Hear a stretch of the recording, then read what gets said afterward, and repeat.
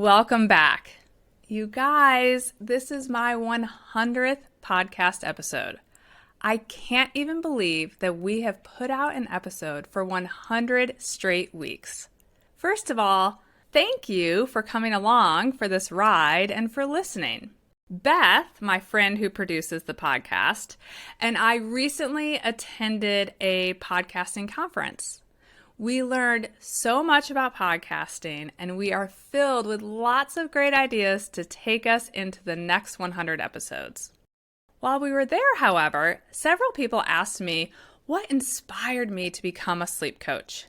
And it made me realize that I haven't actually shared my story about becoming a sleep coach on the podcast. If you've listened to episodes where I interview guests, you know that I love to hear what inspired them to pursue their vocation. So I decided to celebrate episode 100 by sharing my personal story. But before I dive into that story, can you please help me celebrate my 100th episode by taking a moment to rate, review, and subscribe to the podcast? I can't tell you how much that would mean to us as we continue to create this free content every single week. Thanks a million. Hi, I'm Allison Egidi, a pediatric sleep and wellness coach and a mom of two. I love to help parents find solutions. This is How Long Till Bedtime.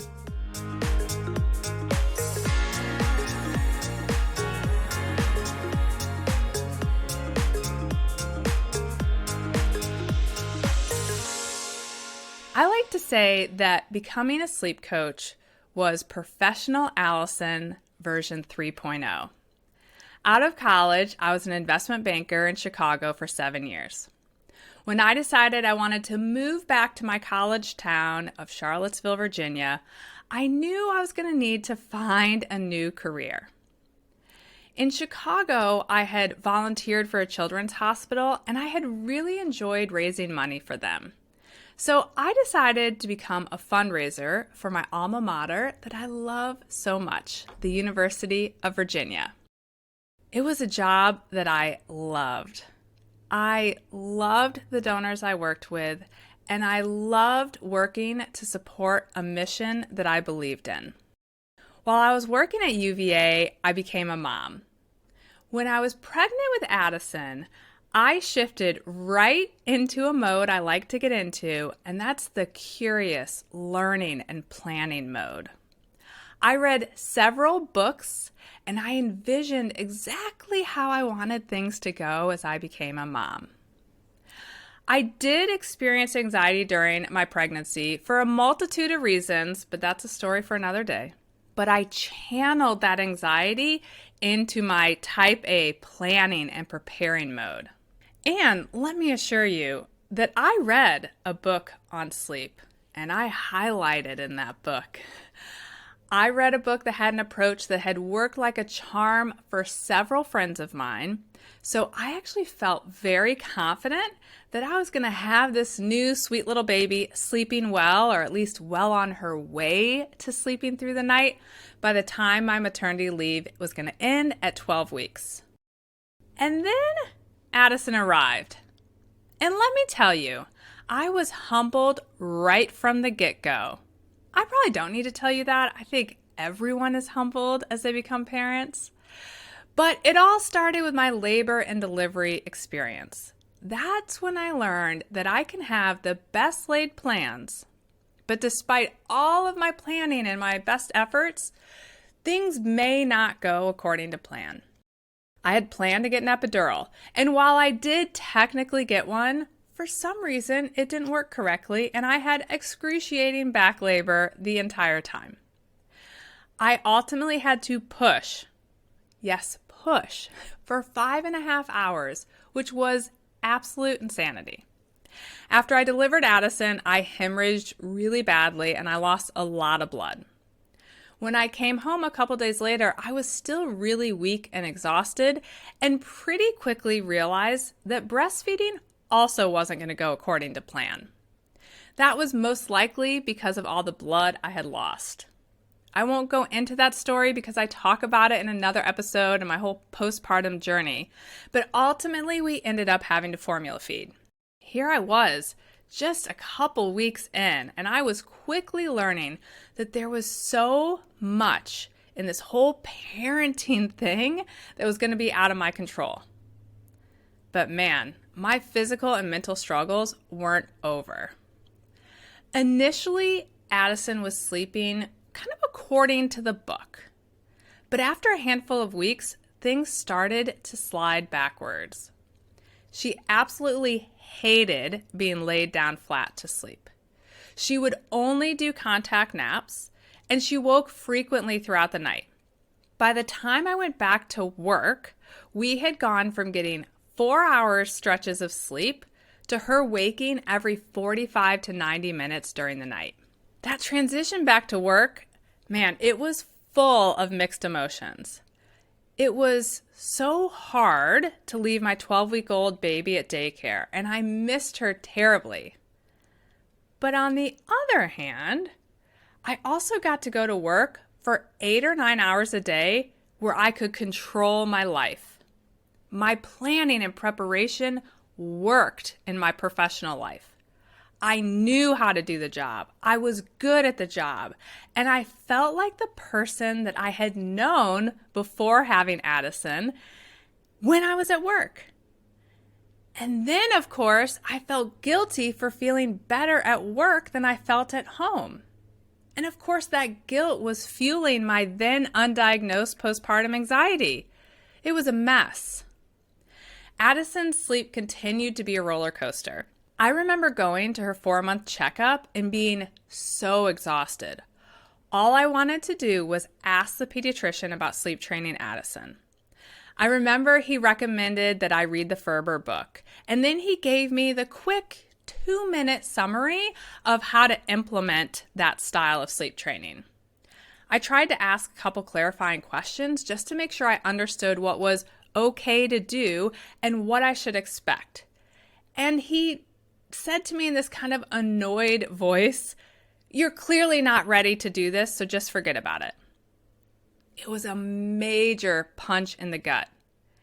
And as I went to leave and I stood at the checkout desk feeling totally defeated, waiting to schedule Addison's 6-month appointment, I started digging in the diaper bag looking for my keys, and I could not find them anywhere. I unloaded that whole bag, no keys. I went back and looked in the exam room, no keys. I looked in the waiting room, no keys. And at some point I decided to trace my steps back out to the car thinking I must have dropped them between the car and the office. I got outside only to find that my car was still running in the parking lot with the keys in the ignition. That's how freaking tired I was. I had left my car running in the parking lot the entire time I was in that office for Addison's appointment. I got in the car and I cried. Mike and I did ultimately try to sleep train Addison after that appointment, actually on multiple occasions after that 4-month appointment. It was pretty awful. And while sometimes we would see some short-term improvement, nothing stuck and she always slid backwards. We had even changed pediatricians and we'd asked a few pediatricians for different approaches and nothing seemed to work. We were still on this sleep roller coaster when I found out I was pregnant with Ainsley. At some point during that pregnancy, I kind of did a pivot away from trying to figure out how to fix Addison's sleep, and I started to read more about newborn sleep because I knew I wanted to do things differently. We welcomed Ainsley when Addison was just 18 months old, and she was still not sleeping through the night and needing to nap in our bed with one of us on the weekends. My delivery with Ainsley was entirely different than that with Addison, although it had its own bumps along the way. They couldn't get the epidural in my back, so I ended up with dozens of needle pricks and holes and scabs. The good news was that I had mentally decided I was going to get her out in 2 pushes. I'd had them write it on the vision board, despite them telling me, given my history, that wasn't realistic. But this part did go according to plan. I pushed that little lady out in 2 pushes. Unfortunately, despite the drugs they gave me to hopefully prevent hemorrhaging, I did hemorrhage again, just not quite as badly.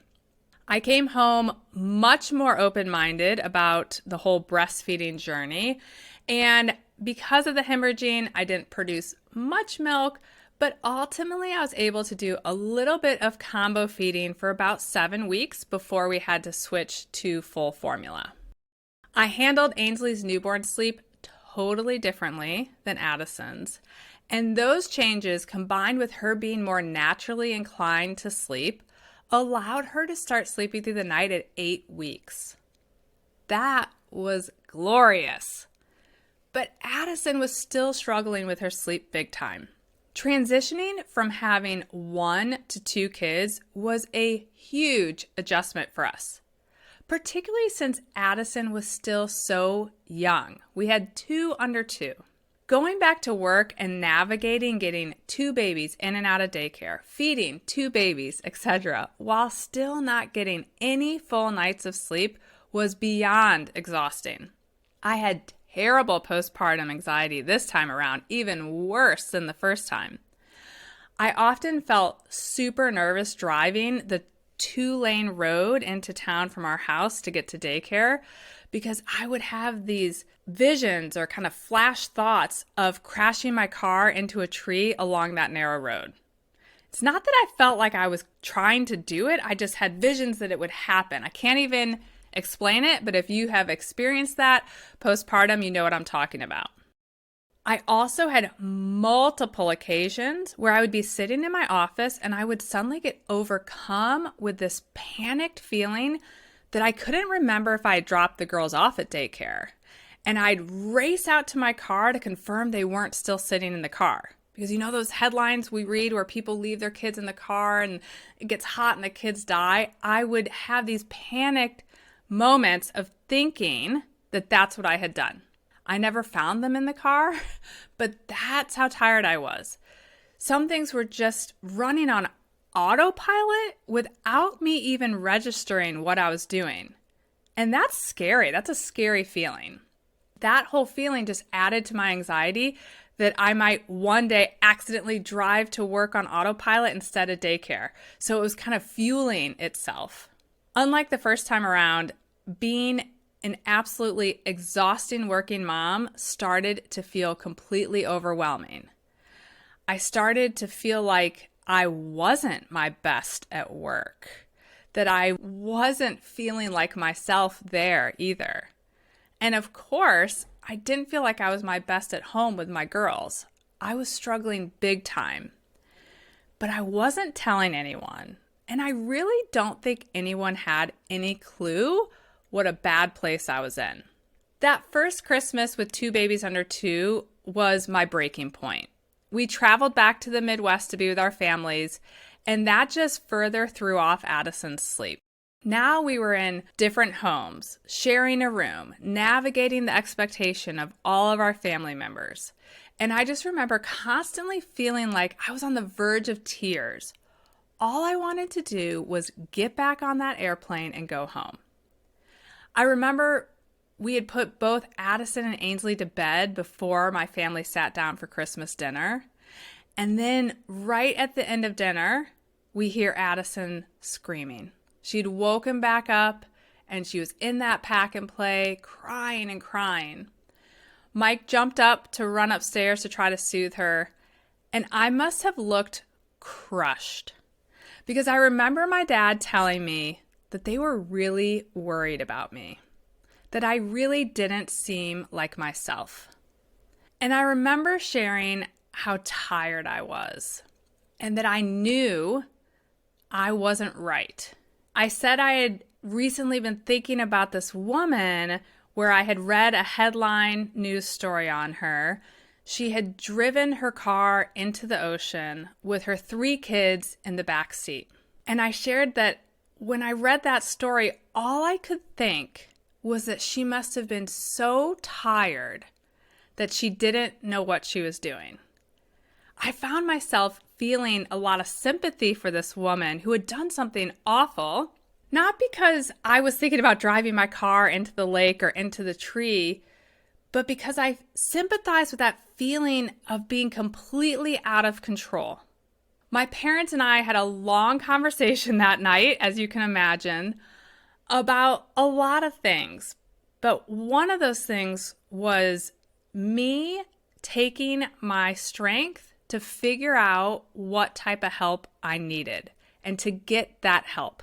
When I came back from that holiday trip, I quickly decided to move forward with a sleep coach, despite me being skeptical that it would work. I was a great student, though. This is my jam, being a student. So despite my hesitations, I followed the sleep plan to a T. It wasn't easy, but 11 days later, Addison was happily sleeping through the night and taking an awesome nap in her crib. My nearly 2 years of sleep deprivation was over. And very quickly, I started to feel like myself again.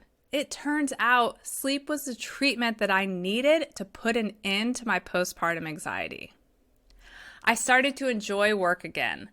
The mom guilt voice in my head started to get quieter. And I found my groove with having 2 fun little girls. But I couldn't stop thinking about the fact that I had asked multiple pediatricians for help. And while other than the first one, they had all been empathetic and shared ideas, they ultimately weren't able to help me solve Addison's sleep puzzle. The next time I saw Addison's pediatrician, I asked her about this. She informed me that pediatricians only receive a few hours of training around sleep in medical school. And in most cases, they are just sharing advice about what worked for their own kids or for some of their patients. It was almost the equivalent of me asking the mom at the park for sleep advice. This was shocking to me. Obviously, there are exceptions to this rule, and there are some pediatricians who have spent additional time learning about sleep, just like some have spent additional time learning about nutrition. But this isn't an area of expertise for most pediatricians. This made me become more obsessed with wanting to understand sleep for kids. It just prompted me to start reading studies that had been done on infant sleep and children's sleep. And since I worked at a university, I actually had access to the studies, not just the mainstream news articles and headlines that most of us see. I was hooked. And because I was so interested in learning how to set my kids up for sleep success in the future, I decided to go ahead and get certified as a sleep coach, even though I wasn't sure what, if anything, I was going to do with it. While I was doing that, I had friends who started to ask me for help with their children's sleep. In order to earn my certification, I also had to work with 3 families who had no prior relationship with me and help them get their children to sleep.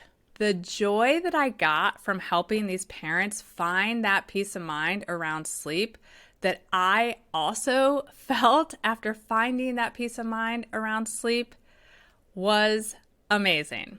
And I just ultimately couldn't shake the feeling that there were a lot of parents out there who needed more support and resources around sleep. I didn't like thinking about the fact that there could be parents struggling like I was for 2 years because there was no good option for them. So I decided I wanted to be a resource for those parents. I still loved my job at the university, so I decided to launch a little side hustle business, working with families on nights and weekends. That was back in 2016. I did that for several years, holding 2 jobs that I loved. But the sleep business continued to grow. And despite cutting back to part-time at the university, I started to realize that I was working a lot. My own health was starting to take a hit. There came a time where I realized I had to choose between 2 jobs that I loved. That was a tough one.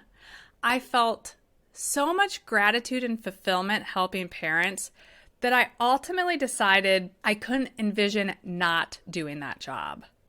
So I focused on my sleep business full time.